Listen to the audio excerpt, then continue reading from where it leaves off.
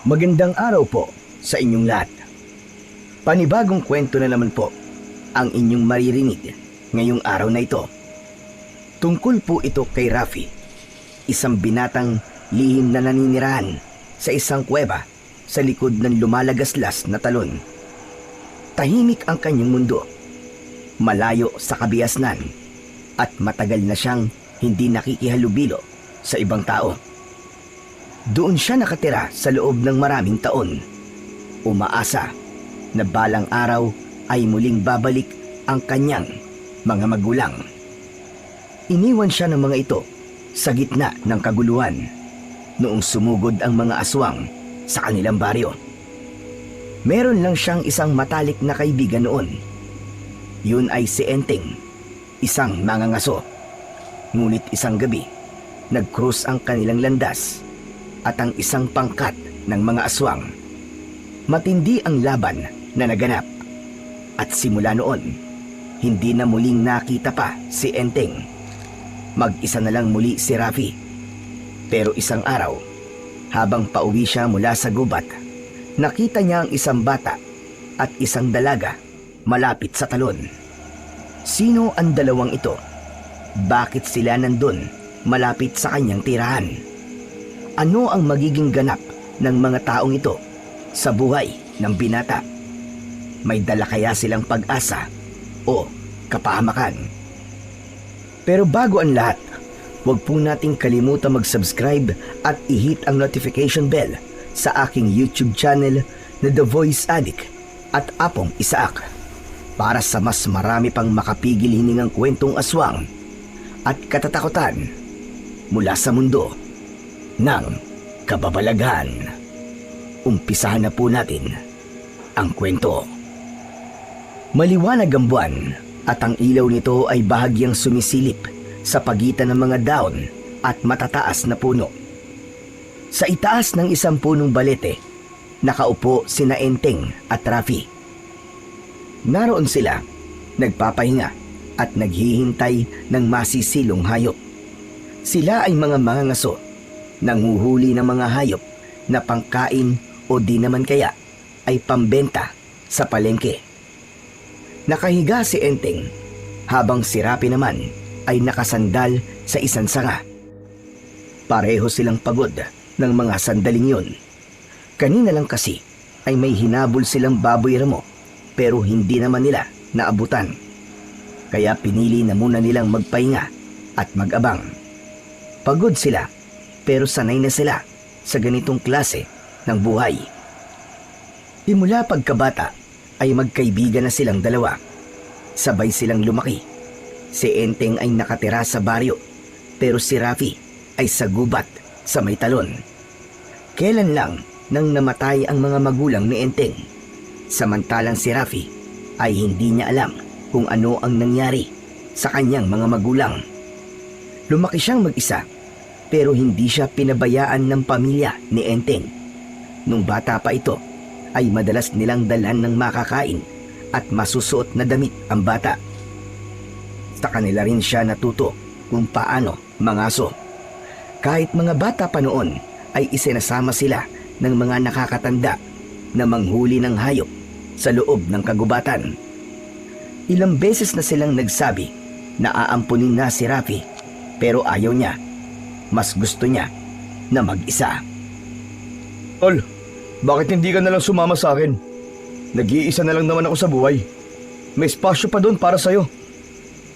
Ayoko, tol. Komportable na ako dito sa bahay ko. Komportable? Sus, maniwala ako sa'yo. Sino ba namang magiging komportable sa ganun lugar? Ang sabihin mo, hanggang ngayon umaasa ka pa rin na babalikan ka ng mga magulang mo kung sa kanila iniwan. Hindi sumagot si Rafi. Tumingin siya sa madilim na bahagi ng gubat. Kita sa mga mata niya ang bigat ng kanyang pakiramdam. Pre, ang tagal na noon. Kung babalikan ka talaga nila, matagal na sana nilang ginawa. Hindi ka na bata. Kailangan mo nang tanggapin na wala na talaga. Alam mo naman na nangyari nun, di ba? Oo. At hindi ko yun makakalimutan. Yung nagkaroon ng labanan nun, Mga aswang laban sa baryo. Parehas tayong iniwan sa may talon. Pero ikaw lang yung nabalikan. Ang sabi ni nanay nun ay nakita niyang hinabol ng aswang ang mga magulang mo at hindi nila alam kung ano nangyari. Ayoko naman sabihin pero baka may masamang nangyari na sa kanila. Kaya di na sila nakabalik. At yun ang dapat mong tanggapin. Tol, ang dapat mong gawin ay magpatuloy ka lang sa buhay mo. Napakagat sa labi si Rafi. Parang may gusto siyang sabihin, pero hindi niya masabi. May luha na rin sa gilid ng mata niya, pero pinipigilan niya itong tumulo.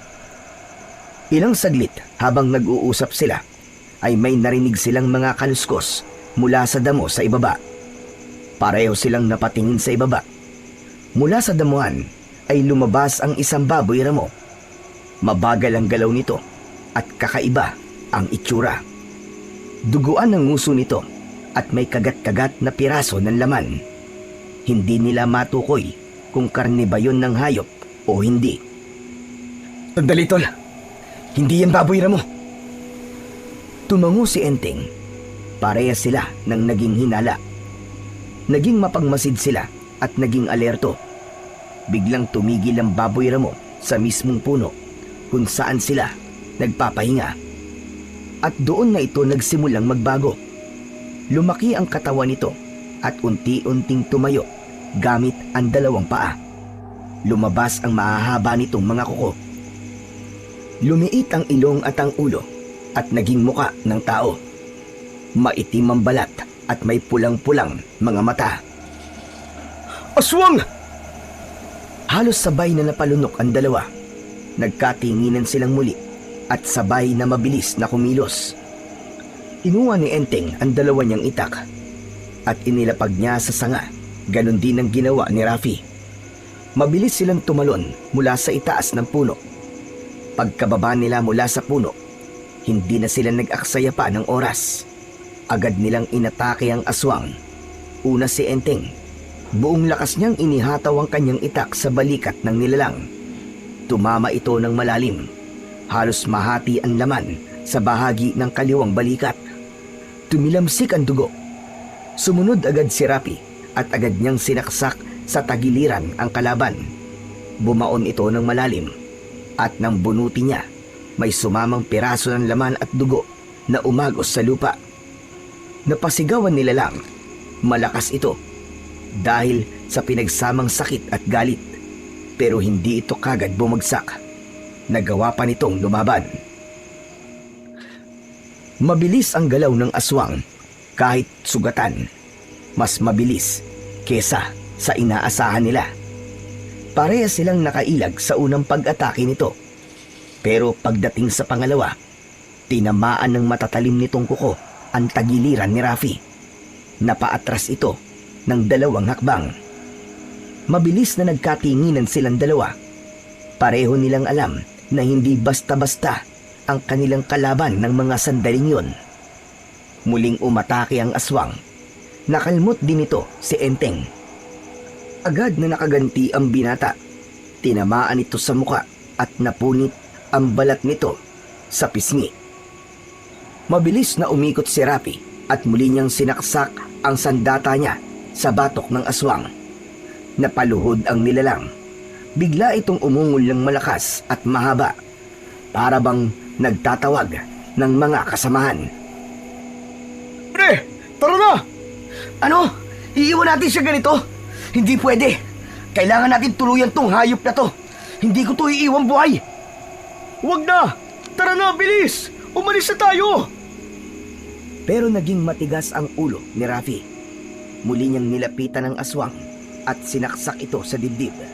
At doon na nga tuluyang nawalan ng buhay ang kanilang kalaban. Pero ilang sandali pa, may 5 aswang ang bigla na lamang sumulpot sa kung saan. Sabay-sabay silang umungol nang makita ang nangyari sa kanilang kasamahan. Diyos ko! Masama to! Nabahala si Enteng. Wala na silang oras para tumakas dahil napalilibutan na sila ng 5 aswang na yun. Tumayo sila sa gitna magkatalikod at humanda sa susunod na atake. Isa sa mga aswang ang tumakbo kay Rafi.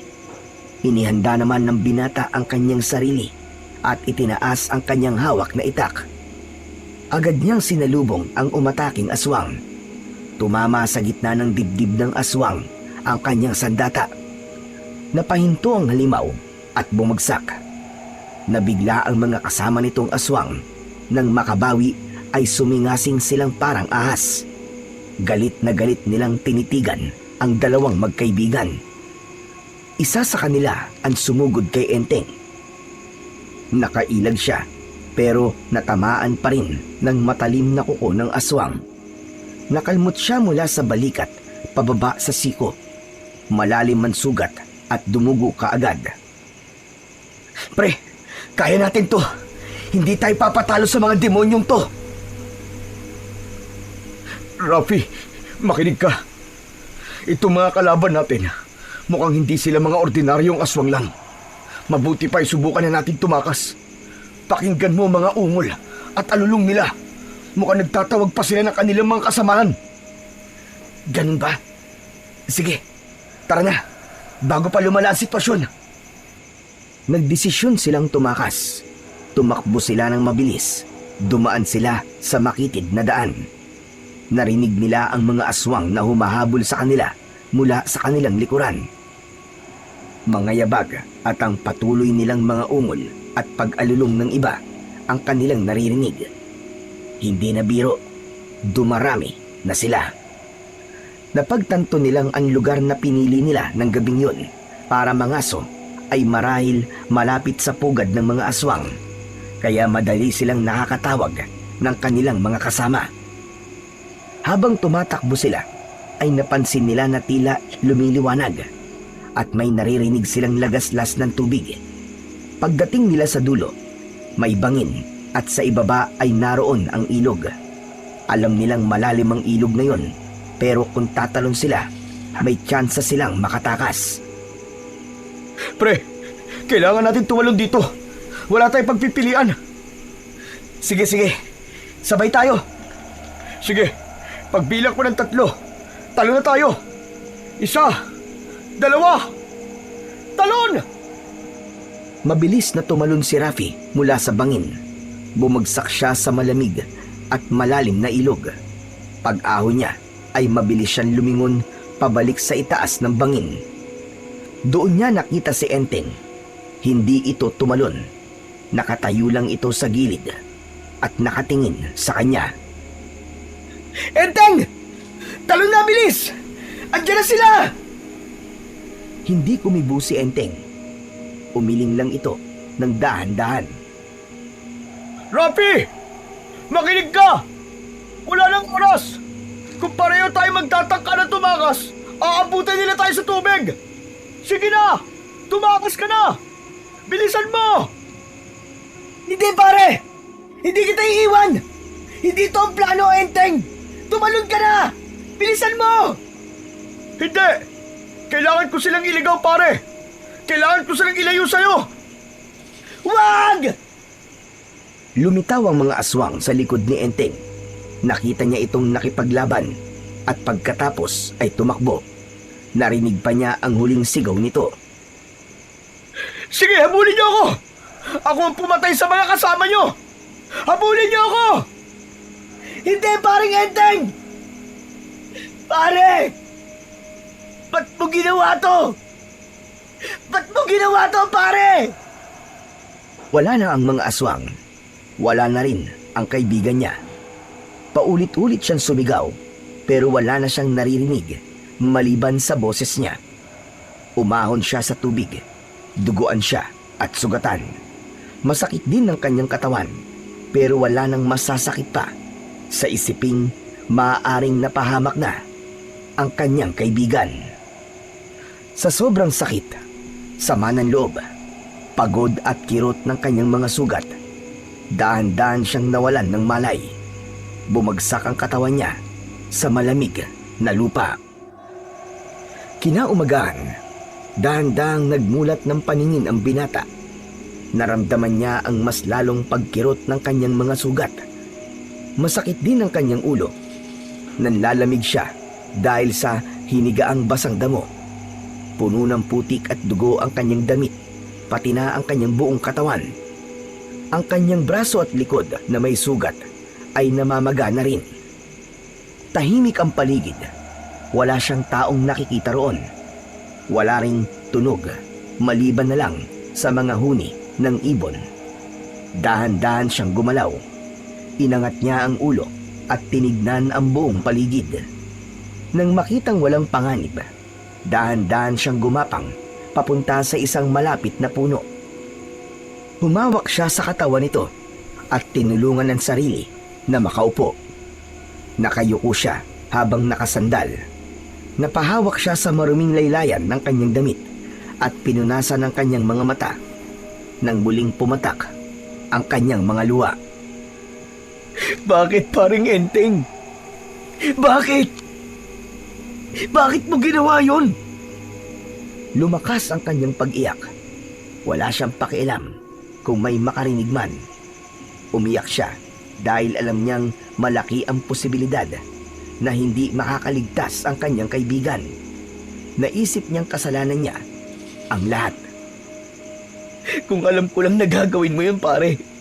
Kung alam ko lang.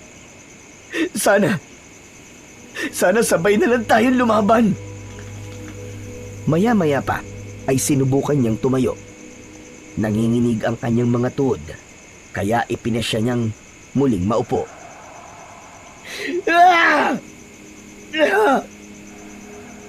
Paring Enteng, kung alam ko lang sana, sana ako na lang Sana ako na lang ang namatay. Ikiniyom niya ang kanyang mga palad at ilang beses na sinuntok ang kanyang dibdib. Kasalanan ko to! Iniyuko niya ang ulo hanggang sa halos dumikit na ito sa tuhod niya. Nanginginig ang balikat niya habang umiiyak. Samantala, sa may tabi ng isang ilog ay naglalakad ang magkapatid na sina Pam at JB. Si JB ay 10 taong gulang, samantalang si Pam naman o Pamela ay mahigit 20. Grabe! Ang ganda naman sa lugar na to, no? Ang lamig at ang presko ng hangin. Kaya nga ate, tingnan mo, ang linaw-linaw ng tubig. Oo nga, JB. Ngayon lang ako nakakita ng ganito. Saka tignan mo, ang daming isda. Kaya nga, ate Pamela, sayang, hindi natin dala yung pana natin. Hala, oo nga, sayang naman. Okay lang, ate. Bukas, bumalik tayo dito. Isama natin si Lolo. Mangisda tayo. Wow, ang dami oh. At ang bibilis nilang lumangoy. Lumapit si JB sa gilid ng ilog at lumuhod.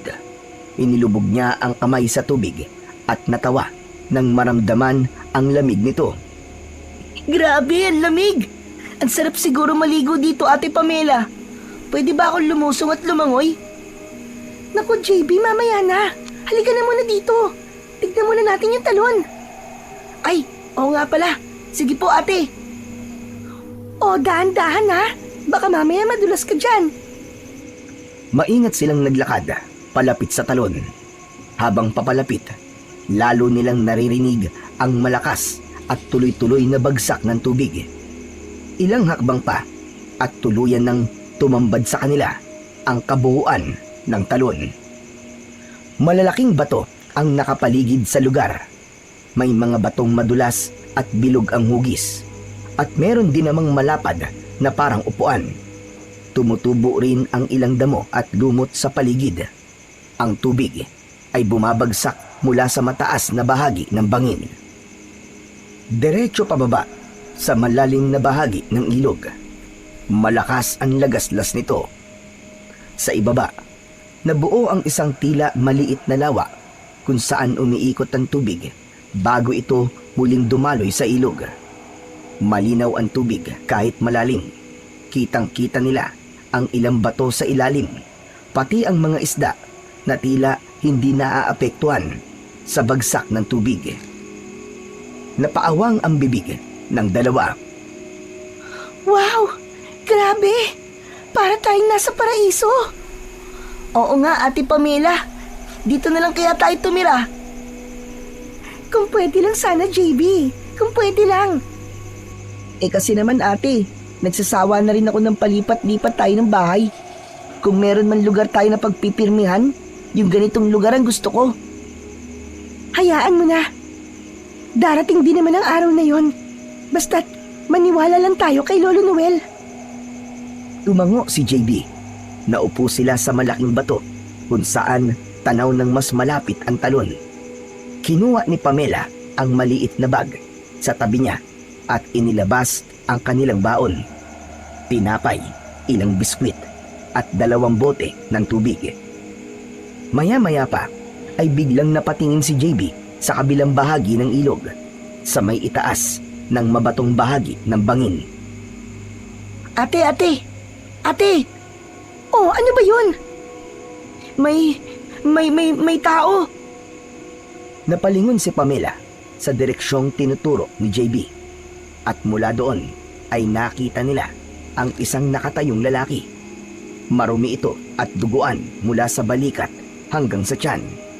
At ang mga damit ay halos gutay-gutay na. Nakatayo lang ito at nakatingin sa kanila ng masama. Nanlaki ang mga mata ni Pamela. Dahan-dahan siyang tumayo at napaatras. Hindi inaalis ang tingin sa lalaki. Bigla siyang kinabahan, lalo na nang makitang may hawak itong itak. Naku, JB! Halika na! Umalis na tayo rito, dali! Ate, sandali!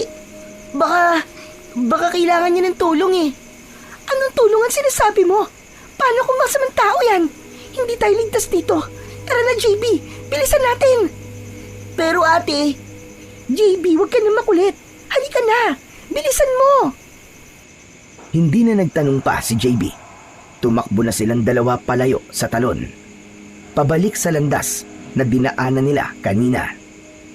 Samantala, nang tuluyan ng mawala sa paningin ni Rafi ang 2 estranghero. Napaluhod siya.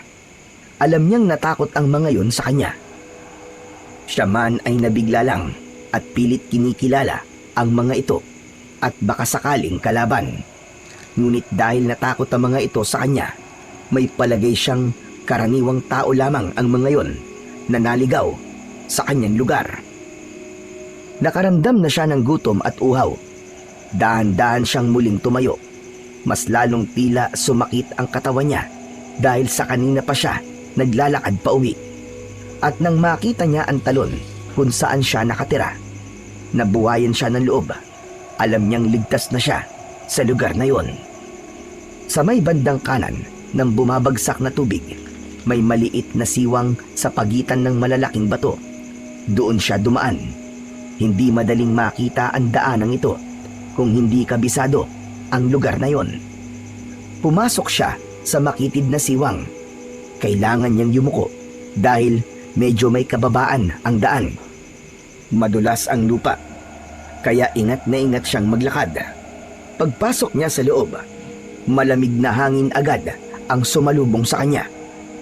Madilim sa loob ng kuweba, pero may konting liwanag na pumapasok mula sa butas sa itaas at mula sa bumabagsak na tubig. Ilang hakbang pa ay narating na niya ang loob ng kuweba. Doon sa isang sulok ay may mga tuyong dahon at damo na inipon niya dati. Doon siya natutulog. Umupo siya. Sumandal siya sa bato at pumikit. Sa wakas ay nakauwi na siya. Huminga siya ng malalim. Dahan-dahan niyang iminulat ang mga mata niya at tumingin sa paligid ng kuweba. Sa gilid, nakasandal sa pader ang ilang sandata na dati pa niya ginagamit sa kanyang pangangaso. May 2 itak na makintab pa rin ang talim kahit luma na ang hawakan. May isang lumang bolo na minsan nang naputol sa dulo pero pinatibay niyang muli gamit ang kawayan at lubid. May ilang pinatulis na kawayan, nakaayos sa isang sulok. Ginagamit niya ito sa mga baboy ramo at minsan naman sa mga mas malalaking hayop. Sa tabi ng mga sandata ay may lumang bayong. Sa loob nito ay may pisik, kutsilyo, panggatong at ilang tuyong dahon na ginagamit niya sa panggagamot ng kanyang sarili kapag siya ay nasusugatan. Ang mga sandata na makikita sa kanyang kuweba ay mga bagay na ibinibigay sa kanya ng mga magulang ni Enteng. Regalo sa kanya sa tuwing may okasyon. Tinuring na rin kasi niyang bahagi ng pamilya ang mga nanay at tatay ni Enteng. Kaya iniingatan niya ang bawat bagay na yon. Humanda kayo. Humanda kayo. Pagbabayaran niyo lahat ng to. Pagbabayaran niyo! Tumayo si Rafi. Dahan-dahang umupo sa tabi ng bayong. Inisa-isa niya ang laman at pagkatapos ay kinuha ang ilang tuyong dahon at kumuha siya ng pantali. Maingat niyang nilagay sa mga kalmot ang tuyong mga halamang gamot saka tinalian. Hindi ito kasimbisa ng mga gamot sa ospital, pero sapat na yon para pigilan ang impeksyon. Napasingap siya.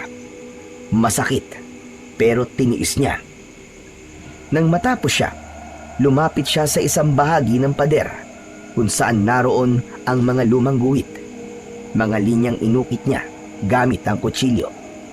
Dito siya dati nagbibilang ng mga araw at buwan ng kanyang pag-iisa. Isang guhit para sa bawat araw na lumilipas. Muli siyang gumawa ng isa pang guhit. Darating ang araw. Makakaganti din ako. Para sa iyo, Enteng. At para na rin sa mga magulang ko. Papatayin ko ang lahat ng mga aswang na yon. Pagbabayarin ko sila. Mahigpit ang pagkakakapit ng kanyang kamao sa kutsilyo bago niya ito ibinaba sa tabi. Kinabukasan, habang abala siya sa pag-aayos ng mga kanyang mga gagawing bitag, may narinig siyang mga boses mula sa may ilog. Malapit lang sa may labasan ng talon. Nagulat siya. Mabilis siyang kumilos at naging alerto. Dinampot niya ang kanyang itak at sumilip doon. Pinakinggang maigi ang ingay. Tapos ay sinubukan niyang sumilip. Bagyang nakatungo ang katawan. Handa ang katawan niya sa biglang paglusob o pag-atras kung kinakailangan. Dalawang lalaki ang nakita niya. Isang matanda at isang batang lalaki. Ano na namang ginagawa nila dito? Nakita niyang may dala silang timba at pana. Lolo Noel, tingnan mo po. Di ba sabi ko po sa'yo, madami tayong mahuhuling masarap na pang-ulam dito. Tignan niyo po, tignan niyo, ang dami pong isda. Aba, oo nga ano, maraming ang isda. Pero teka, magaling ka bang manghuli? Panoorin niyo po ako. Abay sige nga, ipakita mo nga sa akin ang galing mo. Maingat na bumaba si JB sa ilog. Dahan-dahan ang kanyang pagakbang sa mabatong gilid. Ramdam niya ang lamig ng tubig na sumayad sa kanyang balat. Ngunit hindi niya yun pinansin. Ang mga mata niya ay nakatutok sa ilalim ng maliwanag na ilog. Naghahanap ng maaaring huliin na isda. Agad siyang sumisid. Mabilis ang kanyang kamay at sa isang bigwasan ng kanyang pana, natuhog ang kanyang pinuntirya. Biglang lumutang si JB sa ibabaw ng tubig. Hawak-hawak ang isang malaking tilapia. Diyan! Oh, Lo! Kita niyo na? Unang huli pa lang po yan. Aba ayos, ang galing mo nga. Sisisid po ulit ako, Lo, para mapuno po natin yung timbang dala natin. Abay, hindi naman natin kailangan punuin ito, Apo. Dahil baka hindi natin maubos, sayang lamang. Maaari naman tayong bumalik ulit dito eh. Tumango ang bata at muling sumisid si JB habang si Kanuel ay naupo sa isang malaking bato. Pinagmamasdan ng kanyang apo na masigasig na nanghuhuli. Salamat, Panginoon. At may panahon pa akong makasama't maturuan ng mga apo ko ng mga ganitong simpleng bagay sa buhay. Napapikit siya at huminga ng malalim. Ang sarap ng hangin dito. Totoo nga ang sabi ng apo ko. Ngunit muli ring napadilat nang may maramdaman siyang tila may mga matang nakatitig. Napatitig siya sa may talon. May kakaibang pakiramdam siya na hindi niya maipaliwanag. Tahimik naman ang paligid. Ang tubig ay patuloy sa pag-agos pababa. Teka, ano kaya itong nararamdaman ko? Imposible namang may tao sa likod ng talon. Lumingon ang matanda kay JB at nakita niyang masayang-masaya pa rin ng bata sa panghuhuli ng isda. JB apo! Ano? Ayos ka lang ba dyan? Lolo, tignan mo! Ang dami-dami ko nang nahuli! Lumapit siya sa kanyang apo at tinignan ang loob ng timba. Aba, grabe apo! Ang husay mo na ngang manghuli. Manang-mana ka talaga sa akin. Siyempre naman po, ikaw po nagturo sa akin eh. Nagkatitigan silang maglolo, parehong may ngiti sa labi. Samantala si Rapi sa loob ng kuweba ay patuloy pa rin sa pagbabantay. Hindi niya kilala ang mga ito at higit sa lahat, wala siyang tiwala sa kahit na sino mang estranghero, lalo na sa mga lalaki. Marami na siyang masasamang karanasan sa mga taong hindi niya kilala. Nakiramdam siya ng ilang minuto. Pinagmamasdan ng kilos ng dalawa. Wala naman siyang nakitang kakaiba sa mga ito. Wala rin naman siyang naaamoy na amoy aswang. Wala rin presensya ng panganib sa paligid. Dahan-dahan niyang ibinaba ang kanyang itak. Naramdaman niyang kumalam ang kanyang sikmura. Sana umalis na sila para makapagluto na ako. Samantala sa ilog, iniligpit na ng maglolo ang kanilang mga gamit at habang ginagawa yon, kinukulit ng bata ang kanyang lolo. Lolo, dito na lang po kaya tayo magpatayo ng bahay. Mas maganda po dito eh. Tignan niyo po, araw-araw po, libre po ang ulam natin kapag nagkataon. Nako, JB Iho, hindi pwede. Hindi basta-basta magpatayo ng bahay sa lupa na hindi atin. Baka mamaya niyan may nagmamay-ari sa lugar na ito. Po, may may-ari po nito? Eh di ba, liblib naman po to tapos wala naman akong nakikitang bahay na malapit dito. Malayo din po to sa baryo, lo. Napakamot sa batok ang matanda. Pumasok sa isip niya ang ideya. Maganda nga naman ang lugar. Isang perpektong lugar para sa kanilang pamilya. Pero apo, hindi pwede. Sige na, huwag ka nang makulit. Hindi pwede.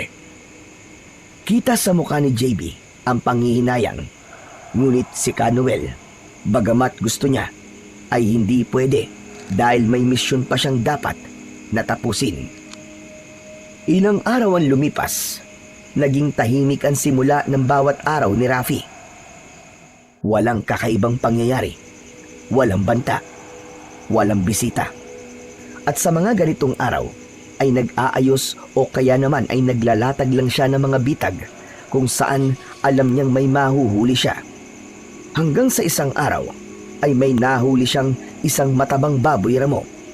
Nahuli ito ng isa sa mga kanyang mga bitag. Ayos! Mabisa talaga tong pambitag na itinuro sa akin ni Enteng. Nasaan na kaya siya? Parang Enteng, kung buhay ka, sana magparamdam ka naman.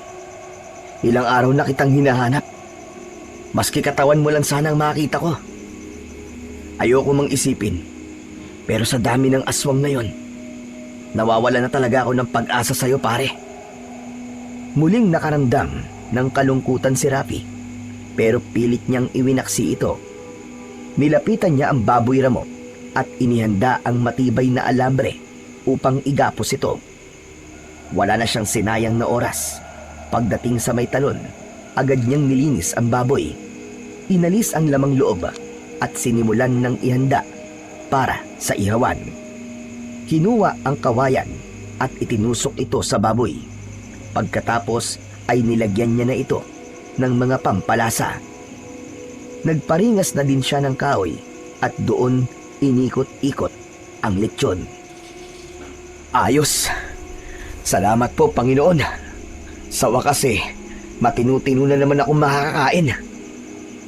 Pagkalipas ng ilang oras, habang iniikot-ikot niya ang baboy ramo sa apo, unti-unti nang naaamoy ang nalulutong karne.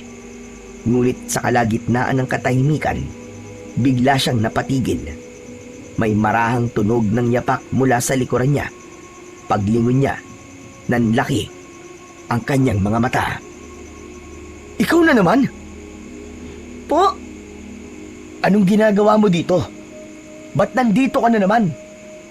Teka, sino kasama mo? ako lang po. Namamasyal lang po ako.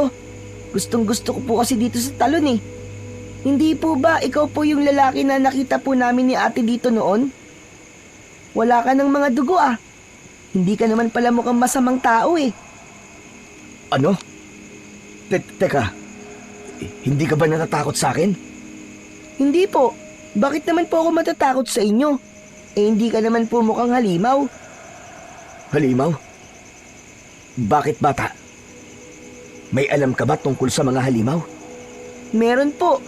Sabi po ng lolo ko noon, kaya kami palipat-lipat po ng tirahan ay dahil hinahanap namin ng mga aswang na pumatay po sa mga magulang namin ni Ate Pamela. Anong sabi mo? Alam niyo po, may mga aswang po na sumasalakay sa iba't ibang baryo para po pumatay at mangidnap po ng mga lalaki at mga dalaga. Naniniwala po ba kayo sa mga aswang, Manong? Ako po, naniniwala po ako. Kahit di ko pa po sila nakikita. Kasi sabi ni Lolo, totoo daw po sila. Noon, nung bagong panganak daw po ako, sumalakay daw po ang mga aswang sa dati naming baryo. At isa sa mga namatay po, ang mama at papa ko. Napatingin si Rafi sa bata. Tahimik siya, pero biglang naawa sa bata. Naisip niyang maswerte pa rin siya dahil nakasama pa niya ang mga magulang niya bago sila mawala. At hindi niya akalain na ang batang makulit at masiyahin ay may dinadalang mabigat na problema. Bumuntong hininga si Rafi. Parang nakikita niya ang sarili niya sa bata. Pareho sila ng sugat. Ako rin, bata. Ganyan ang dahilan ko. Totoo po? Kayo rin po? Tumango si Rafi, ngunit mabagal. May kinuha naman sa akin ang mga aswang. Hindi lang isa. Madami silang kinuha sa akin. Ang mga magulang ko. At ang kaisa-isa kong kaibigan. Hinahanap mo rin po ba mga aswang na yon? Bakit di ka sumama sa mga kagrupo ni Lolo? Parehas kayo ng gusto, kuya. Mahanap ang pugad ng mga aswang na yon. Ibig mong sabihin may mga kasamaan ng lolo mo? Opo, meron po. Mga samahan sila ng mga albularyo at antingero. Layunin po nilang patigilin ng mga aswang na yon sa pamimerwisyo. Sumasama ka ba sa kanila? Hindi po. Naiiwan lang po kami ni Ate Pamela madalas. Tama naman yun. Hindi ka pa pwede sa mga ganitong labanan. Masyado ka pang bata. Hindi mo pa kakayanin na makipaglaban. Kaya ko na. Ayaw lang maniwala ni Lolo eh. Pero kaya kong pumatay talaga ng mga aswang. Hindi ka ba natatakot sa kanila? Aba, nangangagat ang mga aswang. Natatakot din, pero hindi naman po pwedeng matakot na lang palagi, di ba? Matapang ka, bata. Yun naman po ang kailangan eh, ang maging matapang. Kaya ka nandito. Alam mo, di mo dapat ginagawa to eh. Mali na mag-isa kang pumupunta dito. Delikado. Ayos lang po yun. Saka, okay naman eh, kasi kasama po kita. Mas lalo na po akong di matatakot. Mali. Alam mo bang maski may kasama ka, maaari ka pa rin nilang kunin at saktan. Kasi sabi ko nga, hindi lang isang aswang ang nandito. Marami. Mas marami pa sa inaakala mo. Ayos lang po yun. Marunong naman po ako ng self-defense eh. Tinuruan po kami ni Lolo. Natahimik si Rafi. Tinitigan niya ang bata. Sa murang edad nito, ay nakita niya ang kanyang sarili dito. Buo ang loob, pursigido, pero inosente sa totoong panganib na kinakaharap. Humanga siya sa tapang ng bata. Ngunit nang maisip ang nangyari sa kanila ni Enteng, nagdesisyon siyang sawayin ang bata at itaboy para di na madamay. Alam mo, batang makulit, mabuti pa umuwi ka na sa inyo eh. Baka hinahanap ka na. Hindi po nila ako hahanapin. Abala po sila sa kanilang ginagawa eh. Kuya Rafi, magkwento ka pa tungkol sa lugar nyo at sa mga aswang na nandito. Ang mga aswang dito, hindi sila basta-bastang nilalang. Marunong silang magkunwari. Magaling silang magpanggap. Kaya payo ko sa'yo, huwag ka magtitiwala sa mga hindi mo kilala. Pati na sa akin. Dahil yung inaakala mong mabait halimaw pala na naghihintay lang ng tamang pagkakataon at oras para kainin ka. Kuya Rafi, alam ko naman po na hindi po kayo masamang tao eh. Nung unang kita ko pa lang po sa inyo, alam ko po na hindi ka po ganun, kuya. Saka alam niyo po ba masaya ako kasi may bago na po akong kaibigan. Kayo po yun. Natahimik si Rafi sa sinabi ng bata. Ilang beses na napalunok dahil hindi niya inaasahan ang sinabing yun ng bata. Parang may kung anong mainit na gumapang sa kanyang dibdib. Wala na kasi siyang naging kaibigan maliban kay Enteng. Ay nako. Sige na nga. Halika nga rito. Maupo ka dyan. Hintayin mo akong makaluto para makakakain ka rin bago ka umuwi. Yes! Tulungan na po kita, Kuya Rafi, sa pagpapaikot. Agad na tumabi si JB at hinawakan niya ang ikutan ng kawayan. Hinayaan naman siya ng binata. Masayang masaya ang bata habang ginagawa yun. Napatitig sa apoy si Rafi. Natulala siya habang unti-unting bumabalik ang pakiramdam ng pagiging tao, ng pagiging hindi mag-isa. Kuya, saan ka pala dito nakatira? Ha? Bakit mo naman gustong malaman? Siyempre, para mabisita po kita. Malapit lang po ba dito ang bahay nyo? Oo. Malapit lang dito. Ayos! May mapapasyalan na ako dito palagi. Ano? Hindi ko tuturo sa yung bahay ko, no?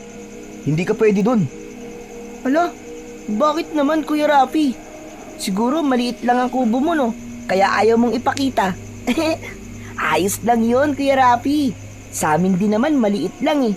Hindi katulad dun sa mga bahay sa baryo na konkreto na at maganda pa. Alam mo, ikaw na bata ka. Ang daldal mo. Pagbutihin mo na lang yung pag-iikot ng lechon at baka masunog yan. Malapit na yan maluto. Sige na nga. Nang tuluyan ng maluto ang lechon, kumalat ang masarap na amoy sa paligid. Agad na kumulo ang tiyan ni JB sa gutom. Napalunok siya habang pinagmamasdan ang kumikislap na balat ng baboy. Nangingintab sa mantika at tila tinatawag na siyang kumurot. Malutong na to.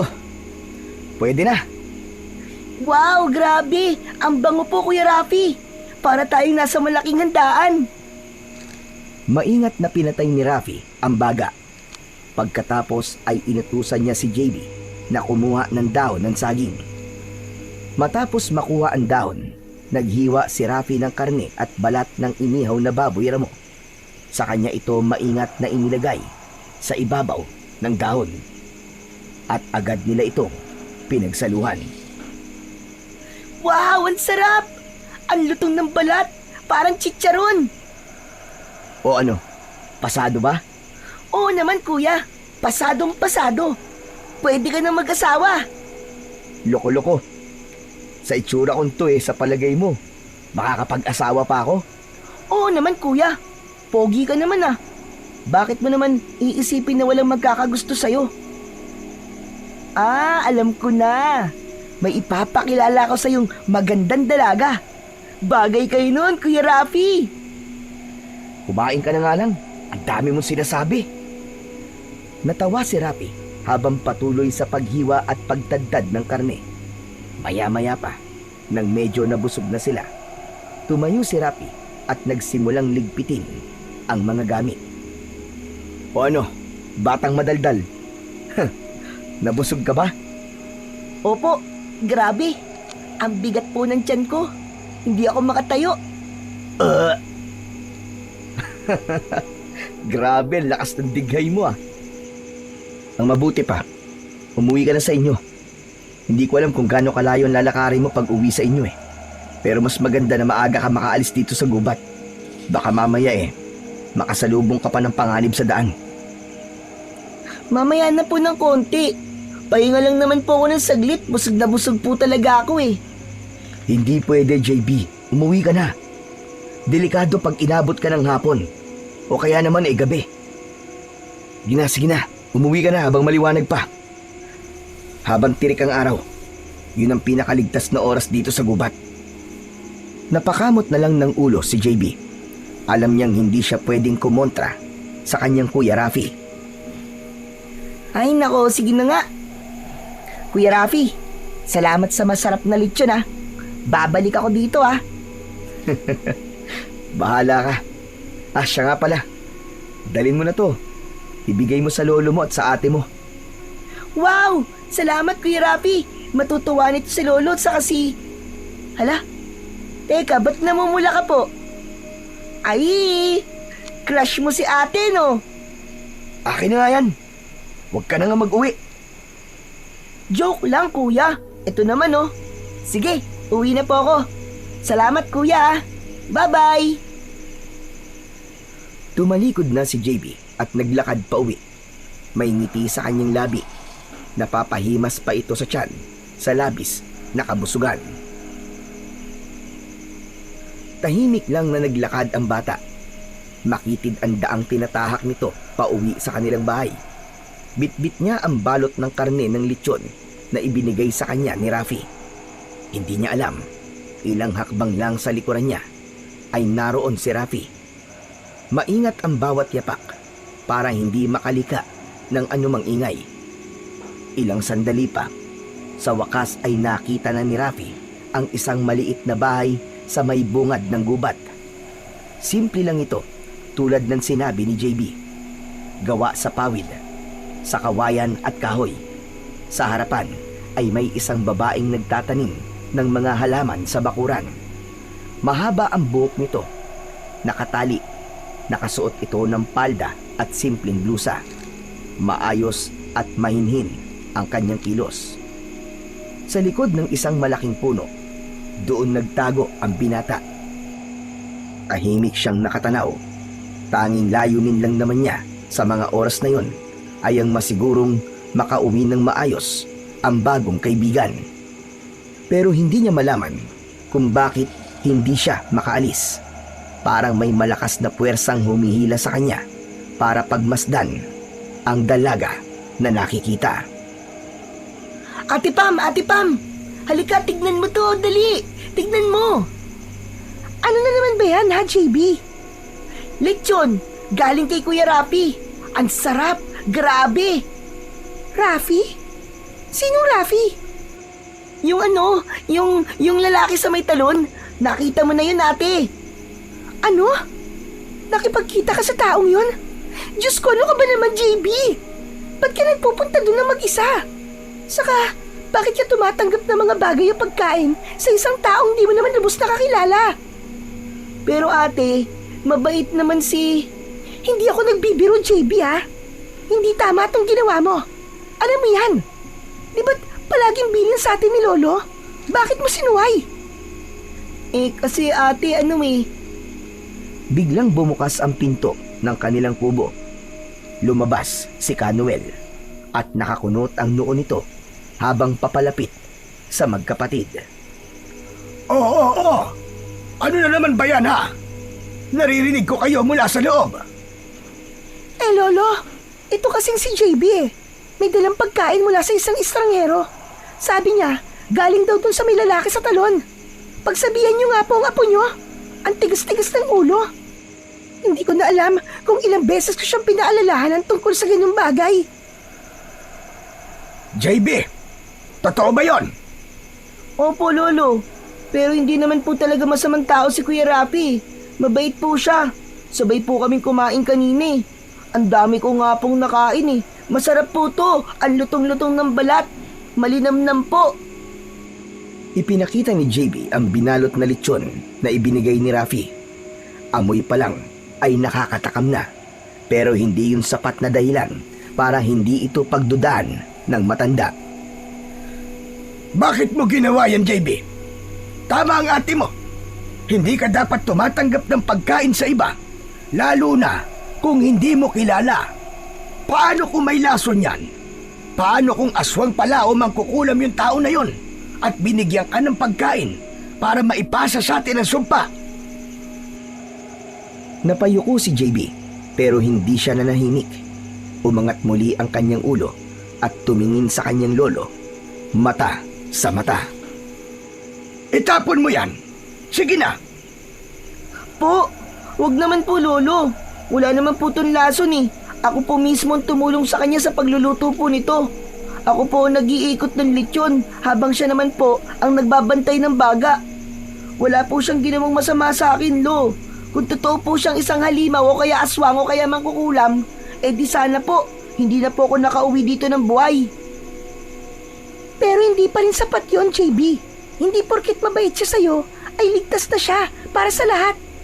Hindi natin siya kilala. Hindi natin alam kung anong intensyon niya. Naiintindihan naman po kita, ate. Pero mabait talaga at hindi masamang tao si Kuya Rapi. Hindi naman niya ako sinaktan eh. Tumahimik silang lahat. Si Canuel ay nag-isip. Tinitigan lang niya ang kanyang apo na seryoso sa bawat salitang binibitiwan. Alam niyang may punto ang sinabi ng kanyang apo.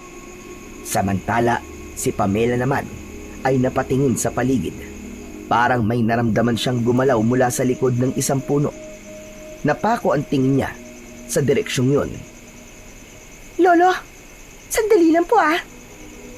Iniwan niya ang dalawa sa harap ng bahay at dahan-dahan siyang naglakad papalapit sa puno. Mabagal ang kanyang hakbang.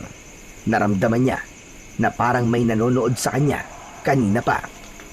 Pero pagdating sa likod ng puno, wala siyang nakita. Tanging mga damo at tuyong dahon lang ang naroon. Walang tao.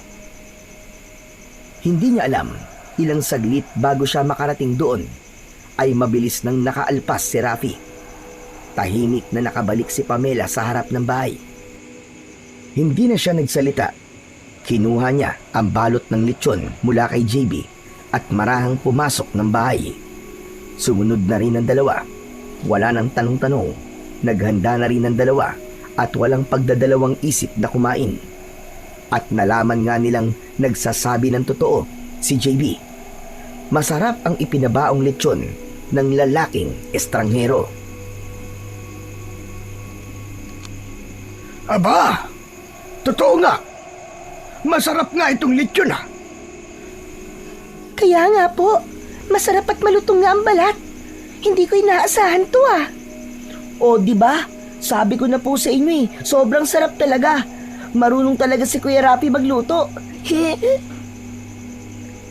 Tahimik silang kumain. Kahit si Pamela na kanina'y may duda ay napapikit habang ninunguya ang malambot at malasang laman. Simple lang ang pagkain pero parang espesyal ito dahil sa pagkakatimpla. Sa gitna ng pagkain, wala nang nagtanong kung ligtas ba ang pagkain yon. Basta ang alam nila, masarap at si JB ay nagsasabi ng totoo. Pagkatapos kumain, itinabi ni Pamela ang mga pinagkainan at nagsimulang magligpit. Si Canuel naman ay nanatiling nakaupo sa bangko. Tila ba may malalim na iniisip. JB, lumapit ka nga sa akin. Agad na lumapit ang bata sa kanyang lolo. Naupo sa tabi nito. Hindi na nagtanong si JB, pero alam niyang may gusto itong itanong o ipasabi sa kanya. Gusto kong malaman ang lahat ng tungkol sa lalaking yon.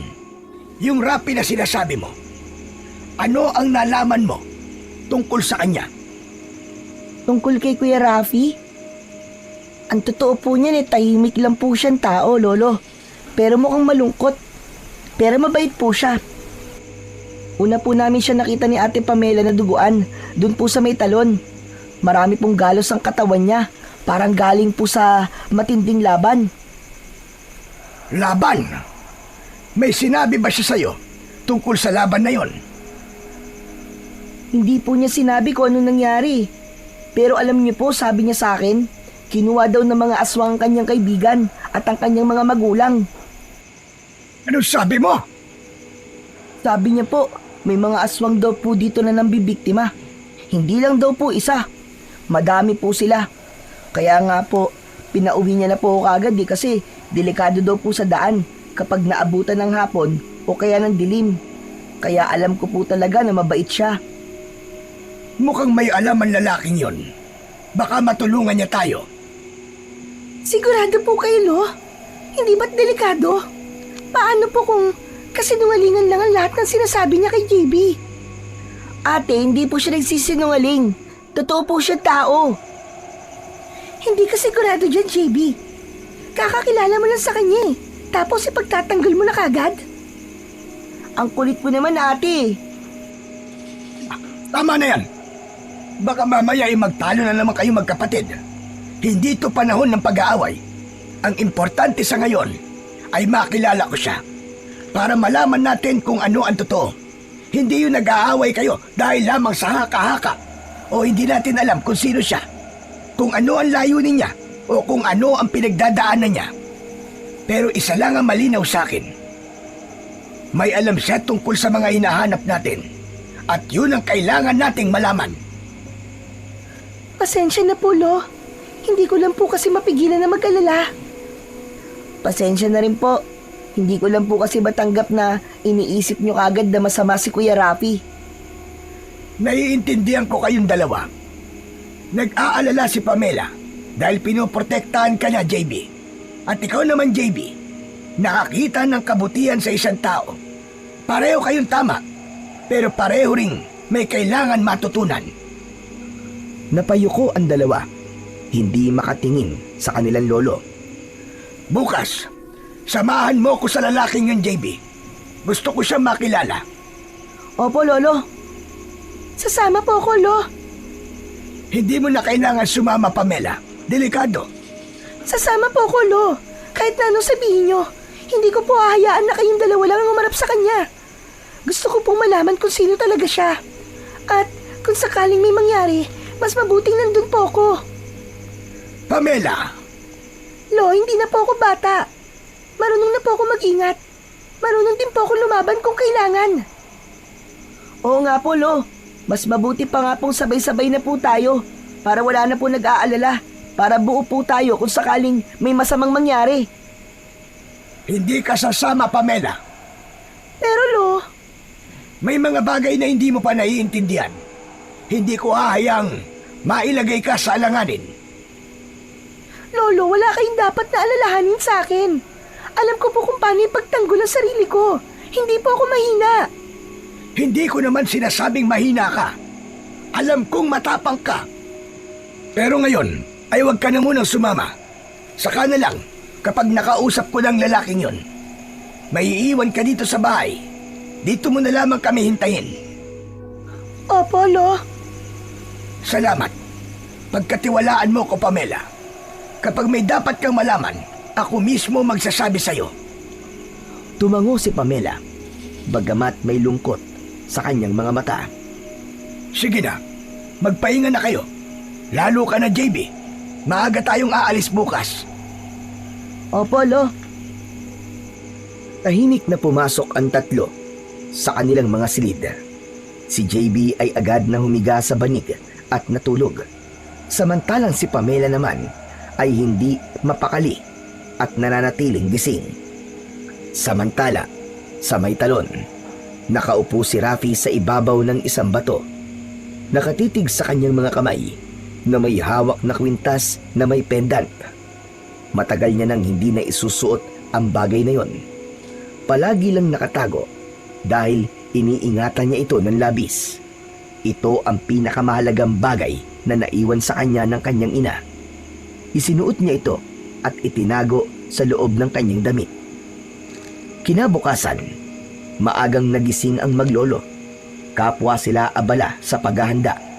Si JB ay maingat na naglalagay ng tubig sa mga baunan, habang si Canuel naman ay tahimik na isinusuot ang kanyang sinturon kung saan nakasabit ang isang matalim at makinang na balisong. Lo, bakit may dala po kayong sandata? Makikipaglaban po ba tayo? Hindi tayo pupunta ron para makipaglaban. Pero dapat lagi tayong handa, Apo. Hindi natin alam kung anong klaseng nilalang siya o baka may makasalubong tayong kalaban. Ah, sige po. Naiintindihan ko po, Lo. Hala, sige. Halika na, JB. Tayo na. Sige po, Lo. Tara na po. Lumabas na ng bahay ang dalawa. Habang papaalis sila, nakatanaw sa kanila si Pamela mula sa loob ng bahay. Tahimik siyang nakatayo sa may gilid ng bintana. Puno ng pag-aalala ang kanyang mga mata. Gusto niyang sumunod. Gusto niyang makita ang estrangherong si Rapi. Gusto niyang malaman kung bakit naging malapit ito kagad sa kanyang bunsong kapatid at kung bakit interesado ang lolo niya dito. Hindi siya mapakali. Parang may gusto siyang gawin sa mga oras na yon. Samantala sa labas, tinatahak na ng maglolo ang makitid na daan patungo sa may lihim na talon. Tahimik ang paligid. Tanging mga huni lang ng ibon at ang kanilang mga yapak ang tangi nilang naririnig. Pero sa likod ng katahimikang yun, pareho silang naging alerto. Maya-maya pa ay may naramdamang kakaiba si Canuel. Parang may kakaibang presensya siyang nararamdaman na para bang may kung sinong nakamasid sa kanila sa hindi kalayuan. Nararamdaman mo ba yon, JB? Parang may nakasunod po sa atin, Lo. Huwag kang lilingon. Diretso lang. At kung sakaling magpakita siya, ako ang bahala sa kanya. Basta maging alerto ka pa rin. Tumango si JB bilang pagtugon sa kanyang lolo. Nagpatuloy sila sa paglalakad. Ilang sandali pa ay naging normal na ulit ang pakiramdam ni Canuel. Nawalang bigla ang presensya. Malapit na po tayo, Lo. Naririnig ko na po ang talon. Sayang, Lo. Nakalimutan nating magdala ulit ng timba. Hindi sayang, JB. Dahil hindi naman tayo manghuhuli ng isda ngayon. Ikaw talaga bata ka. Naisip ko lang naman po kasi baka pagkatapos niyo po mag-usap ni Kuya Rapi ay pwede na po tayo manghuli ng isda. Huwag mo na munang isipin yan. Hindi natin alam kung paano tatakbo magiging usapan namin ng lalaking yon. Opo, Lo. Pero sana po, maging maayos po ang lahat. Mabait po talaga si Kuya Rapi. Pakiramdam ko po, tutulungan niya po tayo. Sana nga, Apo. Maya-maya pa, narating nila ang gilid ng ilog. Agad na tinignan ni Canuel ang paligid. Walang bakas ng presensya ng sinuman. Pumasok sila sa damuhang medyo makapal upang tignan kung nagtatago lamang ang lalaki. Pero wala silang nakita. Kuya Rafi! Kuya Rafi! Asan ka? Si JB to! Naglakad pa sila sa may likod ng ilang bato. Pinuntahan ng mga lugar na posibleng pinuntahan ng binata. Ngunit kahit saan sila tumingin, walang bakas na may ibang tao roon. Napaupo si JB sa isang bato. Sinapo niya ang kanyang noo. Hindi niya maintindihan kung bakit hindi nila inabutan ang lalaki Sa kanyang isip, inaasahan niya na naroroon ito at naghihintay. Baka nandun po siya sa bahay niya, Lolo. Baka masyado pang maaga kaya wala pa po siya dito. Maghintay lang po muna tayo kahit sandali. Sige, Apo. Nagmasid naman si Canuel at naghintay sila sa walang katiyakang oras. Samantala, si Pamela ay hindi na nakatiis. Mula pa kanina, marahan na niyang sinusundan sina Canuel at JB habang papunta ang mga ito sa talon. Hindi siya mapalagay na siya ay nasa bahay lang at naghihintay, kaya sinuway niya ang kanyang lolo. May bahagi sa loob niya na nagsasabing kailangan niyang makasiguro na ligtas ang kanyang mga pamilya. Naglakad siya ng tahimik at maingat. Ayaw niyang mahuli siya ng kanyang lolo. Iniwasan niyang lumikha ng ingay. Ngunit nang mapansin niyang tila may naramdaman na ang dalawa, agad siyang dumistansya. Tutal ay alam naman niya ang daan papunta sa talon, kaya nagpasya siyang maghintay muna. Naupo siya sa ilalim ng isang punong may malalaking ugat. Doon siya pansamantalang nagpahinga. Maya-maya pa ay may narinig siyang mga malalakas na boses. Mula sa likuran niya ay lumitaw ang dalawang lalaki. Hindi niya kilala ang mga ito. Mahaba ang buhok at balbas ng mga ito. Gusgusin ang kanilang itsura at mabagsik ang kanilang mga mata. Nang makita siya, ay para silang gutom na hayop na nakakita ng bibiktimahin. Kapwa nila tinignan si Pamela mula ulo hanggang paa. Magandang umaga sa iyo, Binibini. Anong ginagawa mo dito? Nag-iisa ka lang ba? May kasama ako. Sino ba kayo? Ako si Crisanto. At siya naman si Doming. Nasaan ang kasama mo? Wala namang kaming nakikita. Naliligaw ka ba? Mukhang hindi ka taga rito, ah. Hindi po ako naliligaw. Alam ko ang daan. Hindi ako naniniwala. Alam namin mag-isa ka lang dito. Hindi ka rin taga rito. Napaatras si Pamela nang makita niyang palapit si Crisanto sa kanya.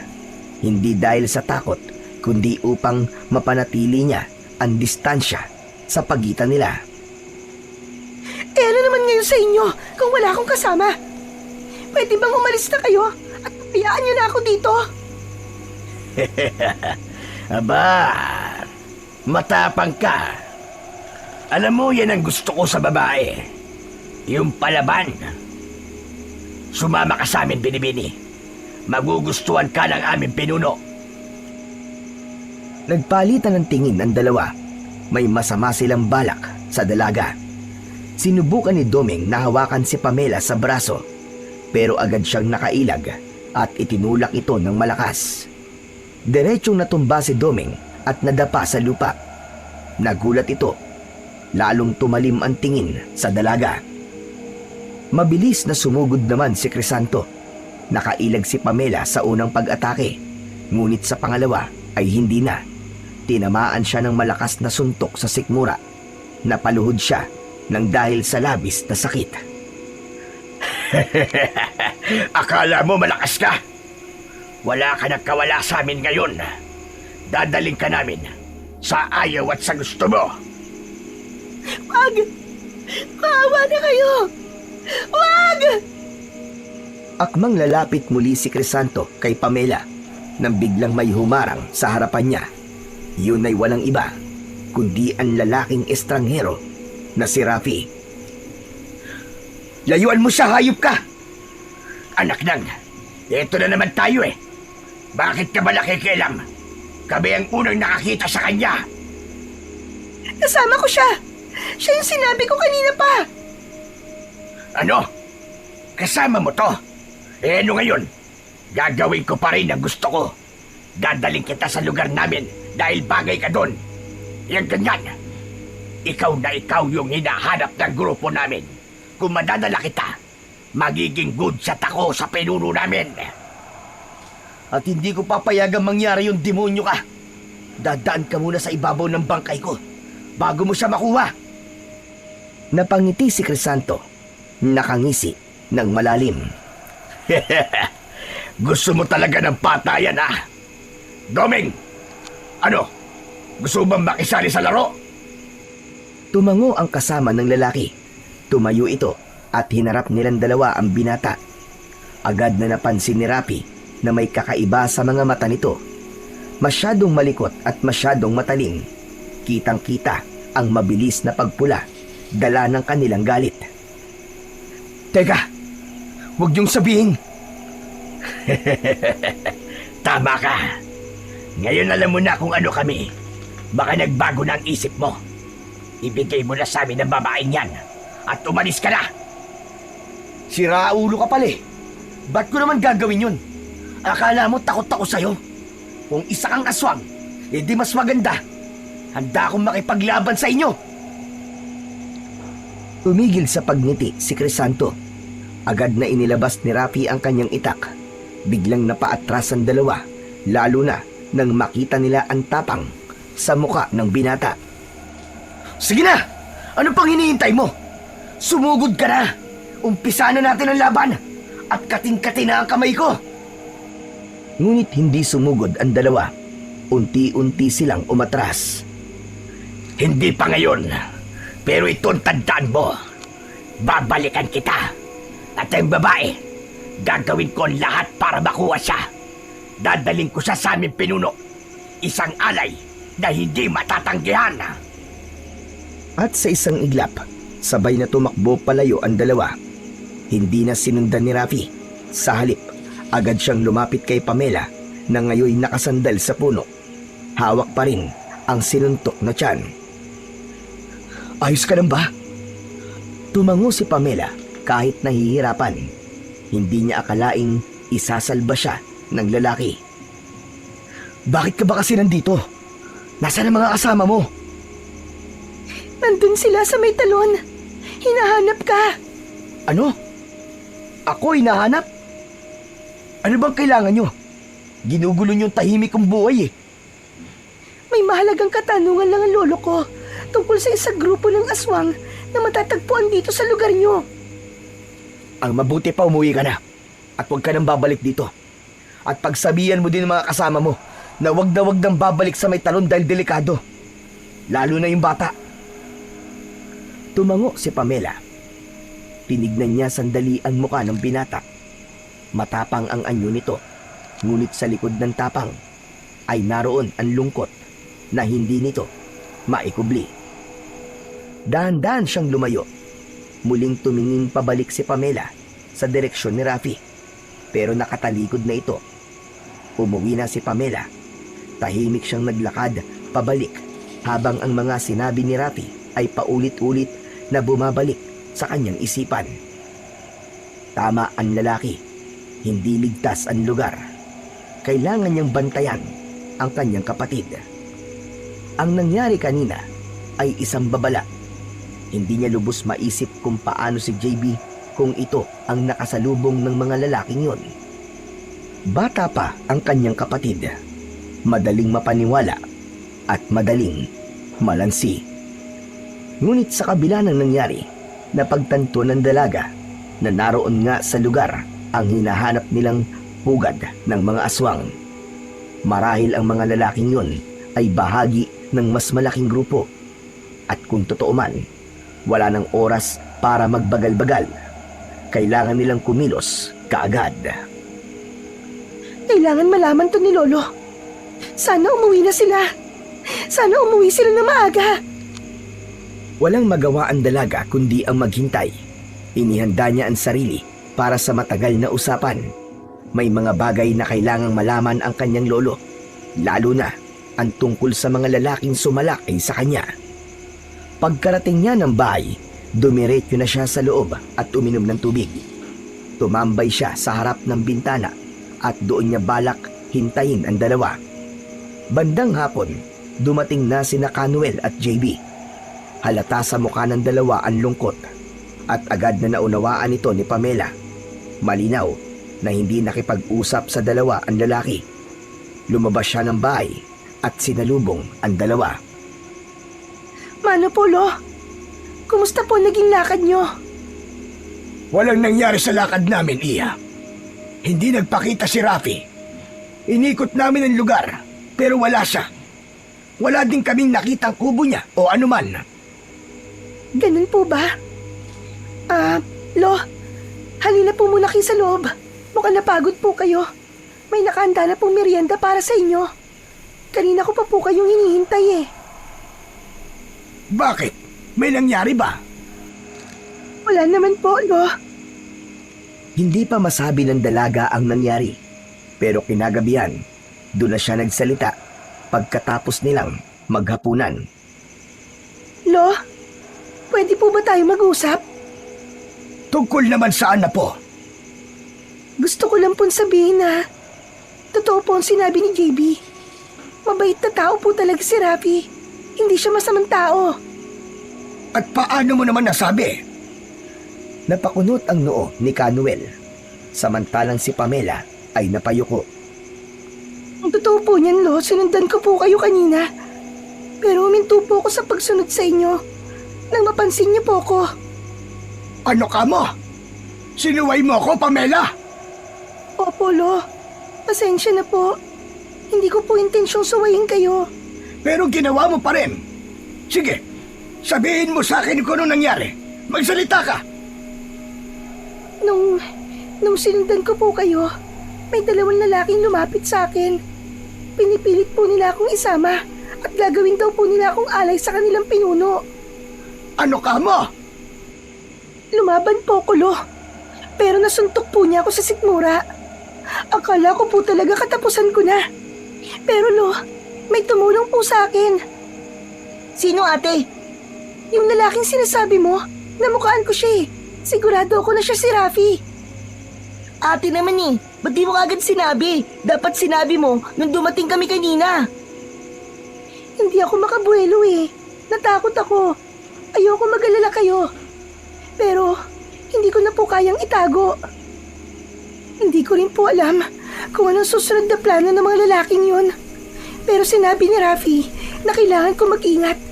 Tila alam niya kung sino mga yun, Lo. Nagbanta sila. Nababalikan nila ako. Pambihira na yan.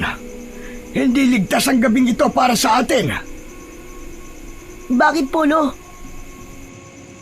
Agad na nilapitan ni Canuel si Pamela at ipinataas nito ang suot na blusa. Sinuri nito ang sikmura ng dalaga at nakita dito ang isang kakaibang marka. Ito na nga ba ang sinasabi ko? Kaya ayaw kitang isama dahil alam kong magiging mainit ang mata nila sa'yo. Kaya ayaw ko din na lumalayo kayong magkapatid at lumalakad nang hindi ko alam. Gusto ko kayong protektahan, pero matigas ang ulo nyo. Mabuti pa'y humanda kayo. Tiyak na pupuntahan tayo ngayong gabi ng mga aswang na yon.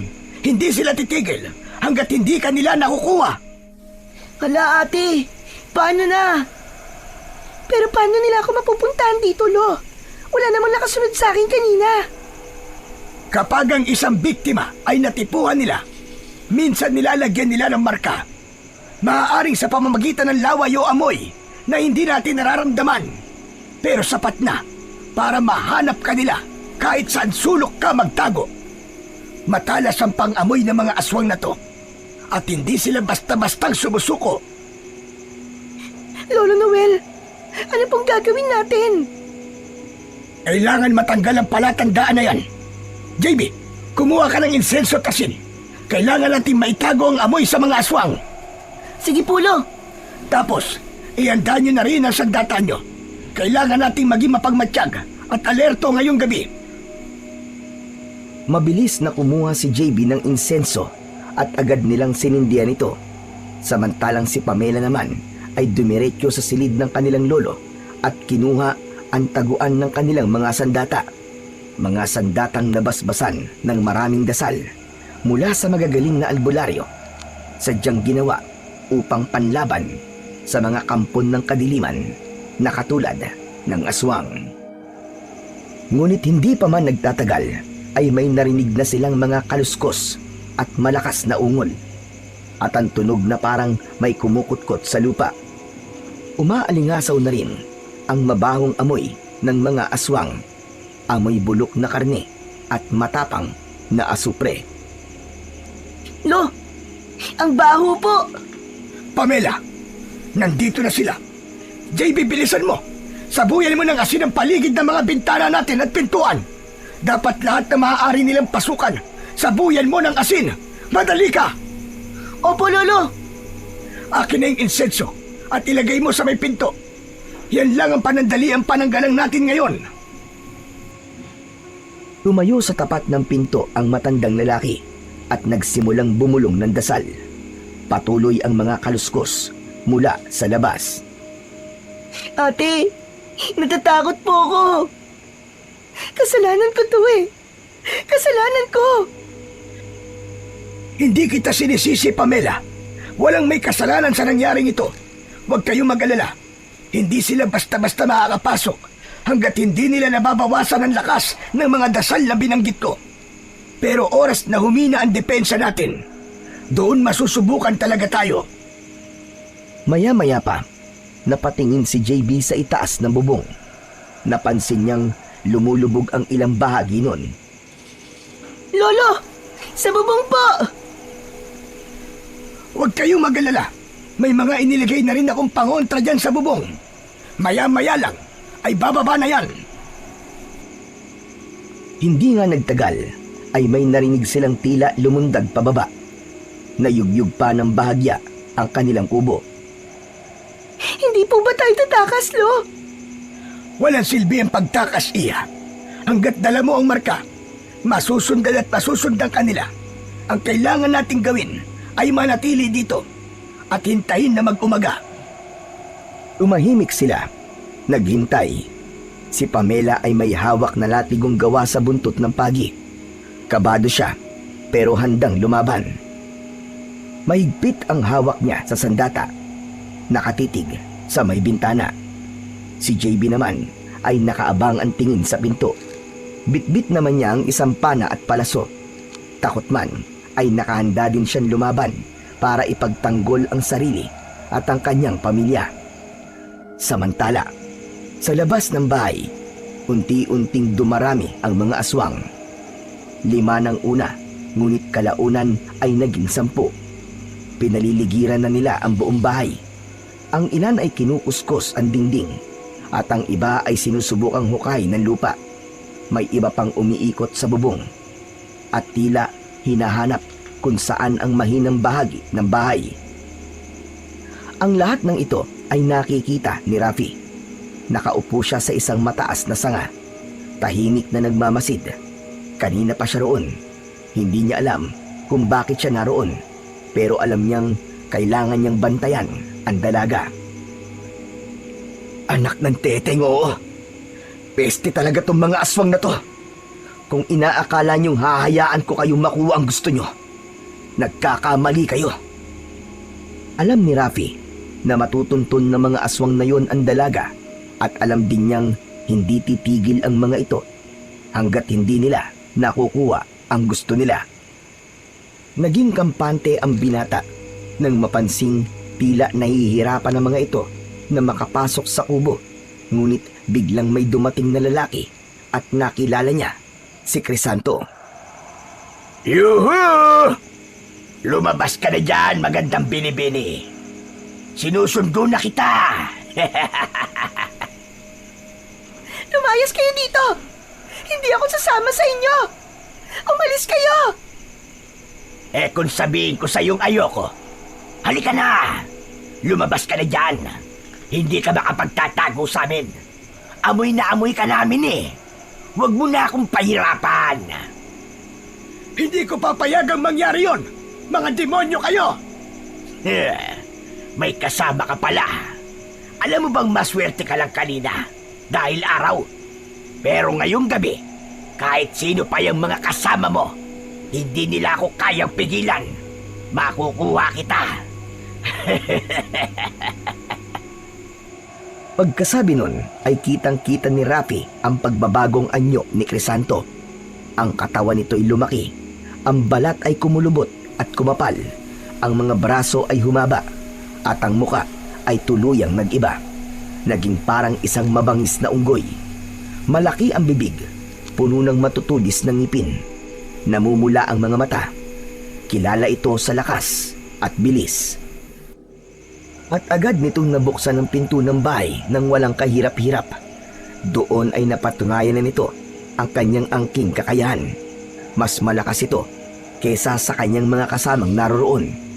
Isang kasama niya ang agad na pumasok. Agad na pinakawalan ni JB ang kanyang palaso at tumama naman yun sa dibdib ng nilalang. Napaatras ang aswang, umungol ito ng malakas. Ayos! Sapol! Hindi pa panahon para magsaya at maglaro, JB. Nabuksan na nila ang pinto. Ano gagawin natin, Lo? Lalaban tayo! Isang aswang pa ang pumasok, pero bago pa nito maipasok ang paa sa loob, isang itak ang tumama sa paa nito. Bumagsak ang nilalang sa lupa. Wala kayong karapatan dito! Mga demonyo kayo! Lumabas si Canuel at hinarap niya ang mga aswang. Sinaksak ni Canuel ang aswang na sumugod sa kanya gamit ang kanyang matalas na itak. Si JB naman ay panay ang paulan ng kanyang mga palaso. Mabilis na bumaba ng puno si Rapi at tinulungan ng dalawa habang nakikipaglaban. Dala niya ang kanyang itak. JB! Sa kanan mo! Agad na pinakawalan ng bata ang kanyang palaso at tinamaan sa leeg ang aswang. Ngunit sa gitna ng kaguluhan, walang nakapansin na si Crisanto ay unti-unting nakapasok sa loob ng bahay. Gamit ang bilis nito ay agad niyang sinunggaban ang hindi nakapalag na dalaga. Isang mabilis na suntok sa sikmura niya ang nagpahina sa kanya. Ngunit bago pa sila makalayo, isang malakas na sigaw ang pinakawalan niya. Lolo! Tulungan niyo ako! Lolo! Si ate! Pamela! Kasabay nito ay nagsipulasan na din ang iba pang mga aswang at kanya-kanya na ng takbo papunta sa loob ng gubat. Tumakbo si Rapi para sundan ng aswang pero mabilis itong naglaho sa dilim. Bumalik na lang siya sa maglolo. Kuya Rapi! Nasaan ang ate ko? Umiling si Rafi. Hindi nasagot ang tanong ng bata. Agad na umiyak si JB nang mapagtanto ang ibig sabihin ng pananahimik ng lalaki. Hindi! Lo, si ate, anong gagawin natin? Sundan natin si ate, Lo. Nakikiusap ako. Baka kung anong gawin sa kanya ng mga aswang na yon. Huwag na kayong humabol. Lalo lang kayo mapapahamak. Hindi nagsalita si Canuel. Bagkus ay niyakap niya ang kanyang apo at pinipigilang sumunod. Bitiwan niyo ako, Lo. Kailangan kong iligtas si ate. Ililigtas ko siya. Ate! Anapo! Ama na! Gagawa tayo ng paraan. Pero sa ngayon, tama ang sinabi ng binatang ito. Hindi tayo pwedeng sumunod ng basta-basta. Sumama na muna kayo sa akin. May alam akong ligtas na lugar. Doon na muna kayo magpahinga. Hindi tayo pwede magtagal dito dahil maaari nila kayong balikan. Sige, sasama kami sa iyo. Pero Lo, si ate po. Alam ko, JB, hindi natin siya pababayaan. Pero kung susugod tayo ngayon, baka mauna pa tayong mamatay. Wala nang magliligtas sa ate mo kapag nagkataon. Kailangan nating maganda. Kailangan nating magplano. Hindi pa huli ang lahat. Buhay pa ang kapatid mo. Ayon sa mga kwento, ang mga aswang na yon ay nagdadala o dumudukot ng mga babae para ialay sa kanilang pinuno sa tuwing sumasapit ang bagong buwan. Hindi pa ngayon ang gabi, kaya sigurado akong buhay pa ang kapatid mo. Ang kailangan nating gawin ngayon ay hanapin ang pugad nila dito sa gubat. At kailangan sumugod tayo sa oras na mahina sila. Dumudukot ng mga babae? Eh di ba dinukot nila ang kaibigan mo at tatay mo? Eh bakit pati sila? Hindi ko alam kung anong ginagawa nila sa mga lalaking dinudukot nila. Pero sigurado ako sa sinabi ko tungkol sa ritual na ginagawa nila sa mga babae. Kaya maniwala ka sa akin. Kung mapapalakas natin ang puwersa natin bago dumating ang araw ng bagong buwan, maililigtas natin ang ate mo, JB. May kilala akong mga tao na maaaring makatulong sa atin. Sino po? Ipapakilala ko sila sa iyo bukas. Tumango si Rapi. Matapos silang mag-usap, ay agad na nilang nilisan ang bahay kubo. Tahimik na tinunto ng tatlo ang daan papunta sa talon. Nang makarating sila doon, ay nangunot ang noo ng dalawa. Teka Kuya Rafi, bakit dito mo kami dinala? Saan tayo magtatago dito? Sumunod kayo sa akin. Naglakad si Rapi paakyat sa gilid ng talon. Hindi na nagtanong sina JB at Canuel. Tahimik silang sumunod habang tinutumbok ang bahagyang makipot na daan sa gilid ng talon. Mag-iingat kayo ha! Madulas at mabato dito! Paglapit sa mismong likod ng bumubulusok na tubig, tumigil ang binata. Tara na! Pasok kayo sa bahay ko. Diyan tayo papasok. Nagkatinginan sila JB at Canuel. Parehong kunot ang noo. Po, wala naman pong daan dyan eh. Puro tubig lang eh. Reklamo ni JB habang panay ang punas sa nababasang muka dahil sa tilamsik ng tubig.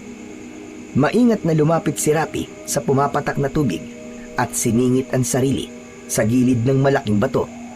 Sumunod si JB at huling pumasok ay si Canuel. Ilang hakbang pa ay tuluyan silang nakapasok sa isang madilim na kuweba.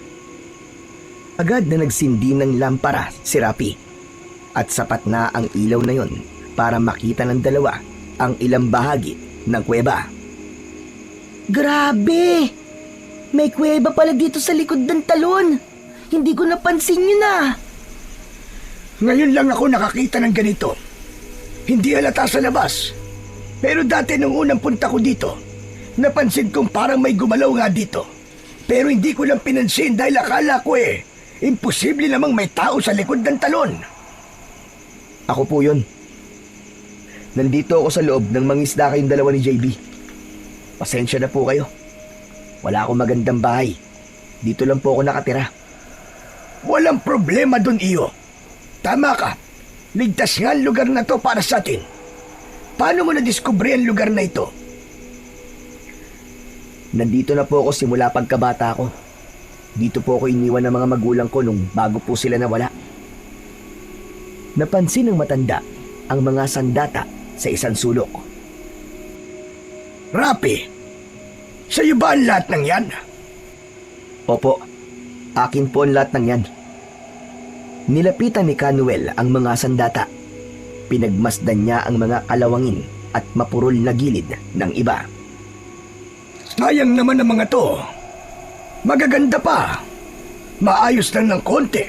Mahasa ng maigi. Ayos na ulit gamitin ito. Isa akong dating panday. Kaya kong ayusin ang mga to. Mas mapapatalas pa. Ayoko pong ipagalaw ang mga yan eh. Pinatulis na kawayan at itong itak ng tatay ko lang, sapat na. Ito po, tignan nyo. Ito ang iniwan sandata ng aking tatay.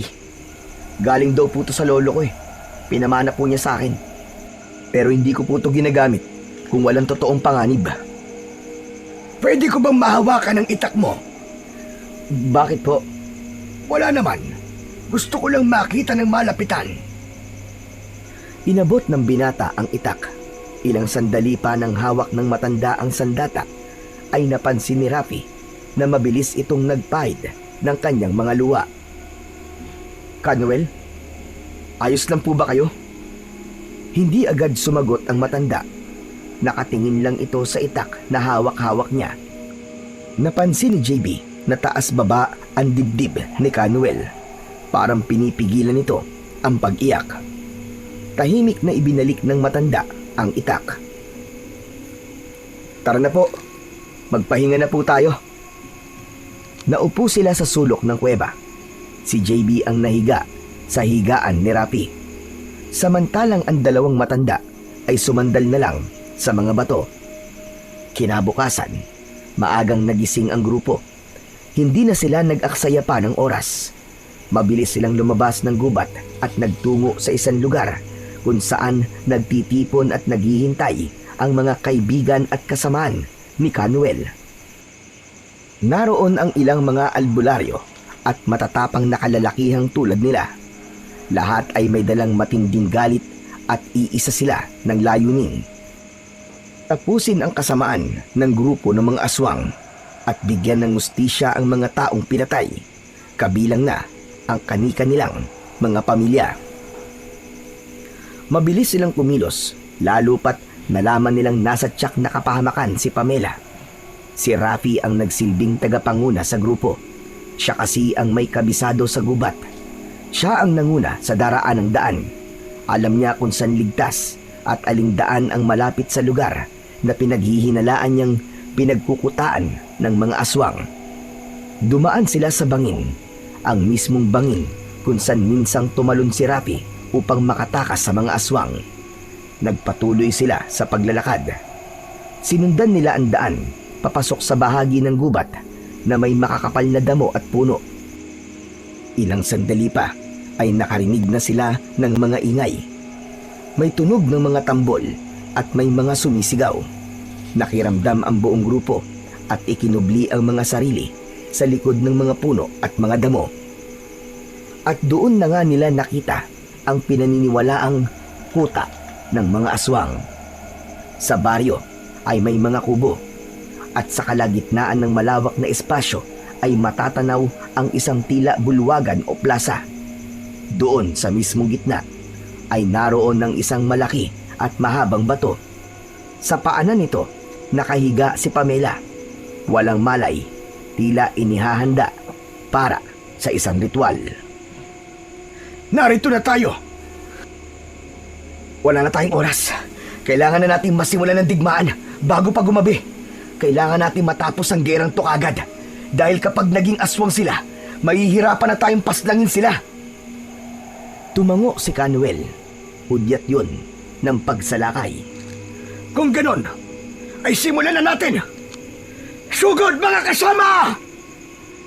Biglang naglabasan ang mga mandirigma. Sumigaw sila at mabilis na sinalakay ang mga nagulat na mga tao. Hindi sila handa at higit sa lahat, mahina sila kapag umaga. Parang mga ordinaryong tao lang sila. Ang kaibahan lang nila sa mga tao, mapupula ang kanilang mga mata. Wala silang kapangyarihan, walang lakas, at walang bangis. Wala silang kakayang magbago ng anyo dahil ang mga aswang na ito ay sakalang nagiging aswang kapag natatapos ang kanilang ritual sa gabi. Laban mga kasama! Huwag nating hayaan na sirain nila ang ating baryo! Dumating na ang pagtutuos. Ipaglaban natin ang hustisya mga kasama. Pagbayarin natin sila sa kanilang mga kahiyupang ginawa. Huwag kayong pakakasiguro. Binigla nyo lang kami. Pero huwag nyong isipin na kaya nyo kami. Nakauna lang kayo. Kaya naming lumaban kahit mga tao pa kami. Tao? Tinatawag mong tao ang sarili mo? Wala kang karapatang maging tao. Dahil ikaw ay masama. Katulad mo mga kalahi mo. Mga kasama, tapusin silang lahat! May isang aswang na pumagitna kay Crisanto at Canuel. Nakaatras si Crisanto at hindi siya ang tinamaan sa unang pagsalakay ng matandang albularyo. Naging sunod-sunod na ang pag-atake ng mga taga-baryo. Si Crisanto nakatayo at patuloy na pinoprotektahan ng kanyang mga kasama. Nagmamasid ito at tila nag-iisip ng isang malupit na estratehiya. Kailangan protektahan ang pinuno! Tumingala ito sa isang puno at doon ay nakita niya ang isang itim na uwak na nakadapo. Mapulang-mapula ang mga mata nito, nakamasid lang sa nagaganap na labanan. Pinagmamasdan ang naglalaban at lahat ng mga kalalakian kasama sa grupo ng mga aswang. Nagpatuloy ang laban hanggang sa kumilos si Crisanto. Si Rapi ang kanyang pinuntirya. Mabilis niyang hinugot ang patalim at tinangkang saksakin ito sa likod. Ngunit bago pa tumama ang saksak, biglang pumagitna si Canuel. Siya ang tinamaan sa balikat. Gusto mo maging bayani, ha? Sige, pagbibigyan kita! Mas lalong idiniin ni Crisanto ang hawak na punyal. Hindi naman kagad na nakakilos si Rapi dahil sa labis na gulat sa ginawa ni Canuel. Gawin mo ang gusto mo, pero hindi ko hahayaan na patayin mo sa harap ko ang aking apo! Biglang nanlaki ang mga mata ni Rafi sa sinabi ng matanda. Nagtaka siya dahil malakas ang hinala niyang siya ang tinutukoy na apo ng matanda. Muling idiniin ni Crisanto ang punyal. Hayop kan talaga! Papatayin kita! Katapusan mo na, tanda! Biglang natulala si Crisanto. Biglang hindi nakakilos hanggang sa unti-unting bumitaw ito sa hawak niyang punyal. Isang palaso ang nakatarak sa kanyang dibdib. Agad siyang namatay at nang tuluyang nabuwal, nakita nila si JB na siyang may hawak ng pana, nakatutok sa kanila. Magaling, JB! Ang galing mo! Para sa ate ko po at para sa inyo po, Lolo. Nagpatuloy ang labanan. Malalakas ang mga mandirigmang kasama ni Canuel. Wala silang takot. Marami na silang napatay. Sinunog na rin nila ang ilang kubo. Biglang napalingon si Canuel sa isang puno at doon niya nakita ang uwak. Yan! Yan ang pinuno! Habulin siya! Tumatakas na ang aswang! Napalingon ng mga mandirigma sa direksyong tinuturo ni Canuel. Nakita nila ang uwak. Ikinakampay na nito ang kanyang mga pakpak at naghahanda sa kanyang pagtakas. Ang uwak na ito, ang tanging may kakayahan sa kanilang lahi na makapagbagong anyo kahit sa liwanag ng araw. Agad na inihanda ni JB ang kanyang pana at palaso. Walang pagdadalawang isip na pinakawalan niya ito. Sa isang iglap, tumama ang palaso sa gitna ng katawan ng uwak. Isang matinis na hiyaw ang narinig mula rito, kasabay ang pagbagsak nito sa lupa. Sa pagkahulog, unti-unti itong nagbago ng anyo. Mula sa uwak ay naging isang matandang lalaki ito. Agad nilang nilapitan ang katawan nun at sinilaban. Tapos na! Tapos na ang laban! Nakamit na natin ang hustisya para sa ating mga kaanak! Si Pamela! Si Pamela! Agad na tumakbo si Rapi palapit kay Pamela. Pamela! Pamela, gising na! Pamela, ligtas ka na! Tinapik nito ng dahan-dahan ang mukha ng dalaga. Unti-unting dumilat ang mga mata ng dalaga. Rafi, may mga tao pa na nakakulong doon. May mga bihag. Tulungan niyo sila. Agad na lumapit si Rapi sa kubong itinuro ng dalaga. Sinira niya ang kandado at pagkatapos ay marahan niyang binuksan ng pintuan. Mula sa loob, agad na lumabas ang mahinang ungol ng mga taong nakakulong. Pagpasok ni Rapi, agad siyang napahinto nang makita ang isang pamilyar na muka. Enteng? Pare! Pare, buhay ka! Rafi, natagpuan mo kami! Salamat! Mabilis nilang tinulungan ang iba pang mga biyag. Lahat ng naroon ay mga lalaki. Ano nangyari? Bakit kayo nandito? Mabutit di nila kayo pinatay. Bumibihag talaga sila ng mga lalaki, pare. Tapos ginagawa nila kagaya nila sa pamamagitan ng isang ritual kapag sumasapit ang bagong buwan. Ritual? Oo, pare. Kasabay ng pag-aalay sa isang birhen. Sa sandaling maisagawa yun, tuluyan na kami magiging aswang. Mga demonyo talaga ang mga yan. Rapi, may nalaman ako tungkol sa mga magulang mo. Ano? Ano pare? Buhay pa ba sila? Nasaan sila? May nakausap ako dito na kilala mga magulang mo. Isa siyang aswang. Ang nanay mo, pinatay nila, pare.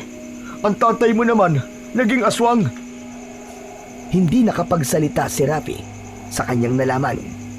Nanginig ang kanyang mga kamay. Ang tatay mo, pare, nagpakamatay siya. Ayaw niyang manatiling maging halimaw. Hindi niya matanggap na isa na siya sa kanila. Ayaw niyang makasakit ng iba, Rafi. Pare, patawad. Wala kang dapat na ihingi ng tawad, Enteng. Hindi mo kasalanan yun. Nang marinig ni Rafi ang sinabi ng kanyang kaibigan, para siyang nabunutan ng tinik sa dibdib. Malungkot siya dahil sa nangyari, pero masaya siyang malaman na hindi siya iniwan o inabandona ng kanyang mga magulang. Hindi lang talaga sila nagkaroon ng pagkakataon na makabalik. Agad na nagyakap ang dalawa. Inilalayan niya ang kaibigan palabas ng kulungang yon, kasama ng iba pang mga biyag. Nang ligtas na ang lahat, lumapit si Canuel kay Rafi at nagkaroon sila ng masinsinang pag-uusap. Rafi iyo, bukod sa itak, may iba pa bang naiwan sa iyong gamit ang mga magulang mo? Bakit niyo po tinatanong? May gusto lang akong kumpirmahin. Meron po. Ito po. Itong kwintas na galing sa nanay ko. Natigilan si Canuel nang makita ang kwintas. Ngayon ay kumpirmado niya na ang ugnayan nilang dalawa ni Rafi. Rafi iyo, ako ang lolo mo. Ano? Paano po nangyari yun? Ang itak na dala mo, akin yun. Ibinigay ko yun sa aking panganay na anak. Sa tatay mo, ako mismo ang nagpanday niyan. Nung maging mag-asawa sila ng nanay mo, lumipat sila ng tirahan. Mula noon, hindi ko na sila nakita. Hindi ko alam kung nasa na sila. Natahimik si Rafi. Unti-unti ay bumigat ang kanyang paghinga. Nangingilid ang luha sa kanyang mga mata. Kung ganun, may natitira pa pala akong pamilya. Lumapit si Canuel sa kanya at muling niyakap ang binata. Pasensya ka na, Apo. Hindi ko alam ang tungkol sa iyo. Kung alam ko lang, di sana hinanap kita. Wala po kayong dapat na ihingi ng tawad, Lo. Naiintindihan ko po. Pero paano kayo nakakasiguro na ako nga po ang apo nyo? Hindi lang ang itak ang palatandaan ko. Maging yung kwintas na yan. Galing yan sa lola mo. Ibinigay niya sa nanay mo nung ikasal sila ng iyong ama. Kung ganun, totoo nga. Lolo kitan talaga. Kaya lang po eh. Kaya lang ano? Bakit parang bigla ka yatang nalungkot? Si Pamela. Kung ganun po eh, pinsan ko siya. May gusto ka kay Pamela? Napakamot sa batok si Rapi, hindi makatingin sa mga mata ni Canuel. Alam mo, Rapi, ang totoo niyan eh, hindi ko tunay na apo si Pamela at JB. Po? Hindi niyo po sila apo? Hindi! Mga ampon ko lang sila. Natagpuan ko sila magkapatid ilang taon na nakalipas. Mangyaring naiwan sila sa isang bahay na walang buhay ang kanilang mga magulang. Pinatay ng mga aswang. Si Pamela, alam niya yon. Pero si JB, sanggol pa lang noon. Hindi niya alam ang tungkol sa pag-aampon ko sa kanila. Akala ko eh, hindi na pwede. Kung may pagtingin ka kay Pamela, wala akong tutol. Lolo naman eh. Hindi naman po ako nagmamadali eh. Lalo na't hindi ko naman po alam kung ano po ang pakiramdam sa akin ni Pamela. Sa tamang panahon, Rapi. Basta ngayon, ang mahalaga ay ligtas na tayo at maaari na tayong magsimula ng panibagong buhay. Matapos ang matinding labanan, tuluyang bumalik sa katahimikan ang buong gubat at lahat ng mga kalapit na lugar. Nawala na ang banta ng mga aswang. Nagpasya si Rapi at Lolo Noel na doon na manirahan sa may tabi ng talon. Nagtayo sila doon ng 2 kubo. Tuwang-tuwa si JB dahil sa wakas ay natupad ang kanyang pangarap na manirahan sa kanyang pangarap na lugar. Ganun din naman si Pamela. Ayos na sa kanila ang simpleng buhay, pero sagana sa mga likas na yaman. Sa paglipas ng ilang mga araw, tuluyan na ngang nagbago ang buhay ng binata. Naging bukas na siya sa lahat ng mga tao. Nagkaroon na siya ng iba pang kakilala at naging kaibigan. Hindi rin nagbago ang samahan ni Canuel at Rafi. Bagamat hindi nila ipinagsabi sa iba ang katotohanang sila ay maglolo. Batid nila sa puso nilang dalawa ang ugnayan na yon. Nanatiling lihim ang kanilang tunay na ugnayan. Isang bagay na kanilang iniingatan para sa katahimikan ng lahat. At sa katahimikang yon, naranasan ni Rafi ang mabuhay ng masaya at puno ng pagmamahal. Kasama ni JB, ni Canuel, at ang itinatangi ng kanyang puso na si Pamela, na kalaunan ay kanyang naging asawa, at nabuhay sila ng mapayapa at masaya sa piling ng isa't isa.